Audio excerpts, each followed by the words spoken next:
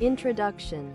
Yang Hao was summoned by a little girl to a different dimension where magic reigned supreme. However, everything in this world was extraordinarily small. Humans were the size of ants. Trees resembled blades of grass.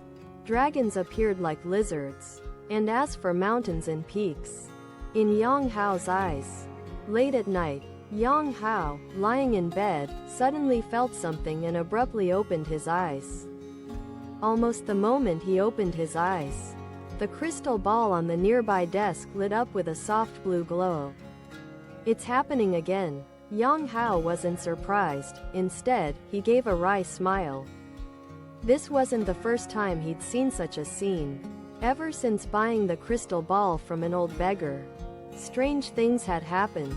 At first, Yang Hao had been ecstatic. After all, he had read enough web novels to think this might be his moment. His golden finger. Sure enough, the crystal ball showed signs of power. Yang Hao was thrilled. But over the past 2 years, the only thing the crystal ball ever did was glow occasionally.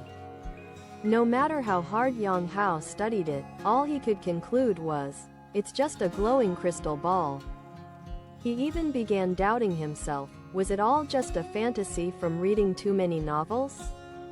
With a bitter smile, he shook his head and decided to go back to sleep. Suddenly, the crystal ball changed. It projected a glowing blue circle onto the wall. Yang Hao was surprised. This was new. Could it be that his golden finger had finally arrived? Maybe the past 2 years were a test he had passed. Excited beyond belief, Yang Hao leapt from bed and rushed to the glowing circle. The glowing hexagon on the wall shimmered with distortions, as though the wall wasn't solid anymore. Could this be a magical formation? Or perhaps, a dimensional gate? Yang Hao reached out cautiously. What he touched wasn't solid at all, but felt like empty air. He tested the wall beside the glow. It was still solid. Only the portal area was intangible. Was this truly a portal to another world? His heart pounded. With a deep breath, Yang Hao closed his eyes and stepped into the portal. The portal shrank and vanished. The crystal ball on the desk dimmed as if nothing had happened. Yang Hao's vision blurred, and then he found himself in a new world. It was daytime here. The sky above was bright and the sun shone overhead.